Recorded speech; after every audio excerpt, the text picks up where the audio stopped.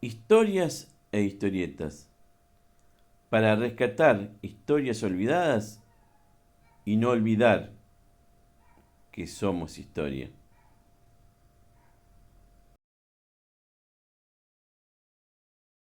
Al panteón Amelot. ¿Saben qué origen es? Bueno, ahí ya están viendo las cintitas. Es exactamente un apellido alemán. Les cuento que este apellido fue el primer apellido en llegar acá a Rosario, ¿sí? Después le van a seguir otros apellidos, como Hertz, Schlipper y otros que no recuerdo ni sé pronunciar. Pero este va a ser el primero, ¿sí? El de Amelot. Y vamos a hablar un poquito acerca de Juan Enrique Amelot. Les cuento que Amelot había nacido en el año 1814 en Hamburgo. Él era músico y, como tantos otros, decide emigrar hacia el Río de la Plata. Él se va a quedar un buen tiempo en Buenos Aires, va a ser el profesor de música de la hija de Juan Manuel de Rosas, ¿sí? El profesor de piano. O sea, fíjense que era una persona con bastante nivel, ¿sí? Que se acomodaba con las clases altas. Él también, aparte, va a tener un negocio de venta de pianos. Él traía directamente los pianos desde Alemania y los vendía en Buenos Aires. Inclusive, la hija de Juan Manuel de Rosas va a tener un piano de Amelot. Pero en el año 1853 decide venir acá a Rosario como cónsul de Alemania, ¿sí?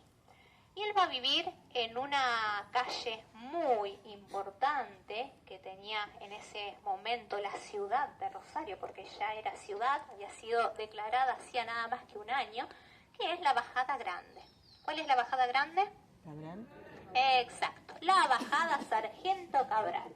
Era la bajada grande, era una bajada grande, enorme, la única que iba directamente hacia el puerto de Rosario, porque en esa época el puerto de Rosario estaba exactamente en ese sector.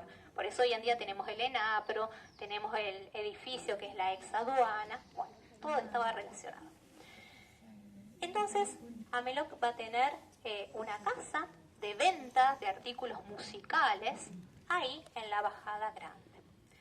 Pero ¿qué sucede? Y esto lo voy a leer porque me encanta cómo está relatado. Dice: cierta húmeda y calurosa mañana de diciembre de 1856, es decir, ya habían pasado 3 años, el vecino alemán Juan Enrique Amelot se despierta con una inquietante novedad. El señor Jaime San Miguel, propietario de la panadería Lindera, a su casa de comercio, está haciendo construir el primer molino harinero que va a tener la ciudad de Rosario. Para mayor calamidad, Amelot descubre por sobre el tapial que separa ambas propiedades levantarse también una recia chimenea cuadrada. Imagínense, una chimenea gigante al lado de su comercio.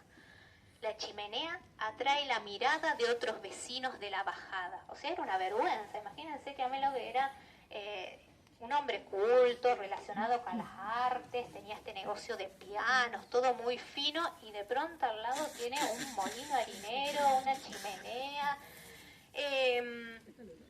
que encima, dice él, era la única arteria de entrada y salida del pueblo hacia el puerto. Y la máquina a vapor suponía un riesgo de destrucción, no solamente para su propiedad, sino también para la aduana, porque en ese momento no estaba la aduana que conocemos ahora, sino que era otra un poquito más bajita. Y la chimenea podía caerse sobre su casa, sobre la aduana, y bueno, hacer un desastre. Después de varias discusiones con San Miguel, bueno, su vecino no quiere dar el brazo a torcer de ningún modo. Fíjense que San Miguel no era un panadero cualquiera que los vecinos iban a comprar facturas, porque esa bajada grande, que hoy se llama Bajada Sargento Cabral, en algún momento en el medio se llamó Bajada San Miguel, o sea, era una persona importante, reconocida de la colectividad española.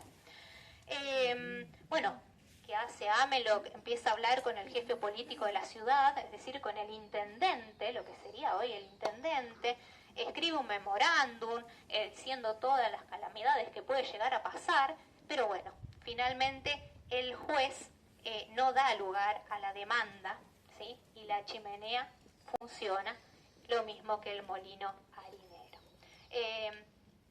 Yo cuando leía esto decía, bueno, lógicamente, Pablo también era una persona importante, pero bueno, la colectividad alemana seguramente habrá sido un poquito más chiquita que la española. Entonces acá hubo un peso político importante. Así que bueno, esas son las historias, las pequeñas historias que uno rescata acerca de estas colectividades. Y ya estamos terminando el recorrido, ¿eh? Vamos a avanzar un poquito, vamos a hablar en un panteón francés y en uno irlandés.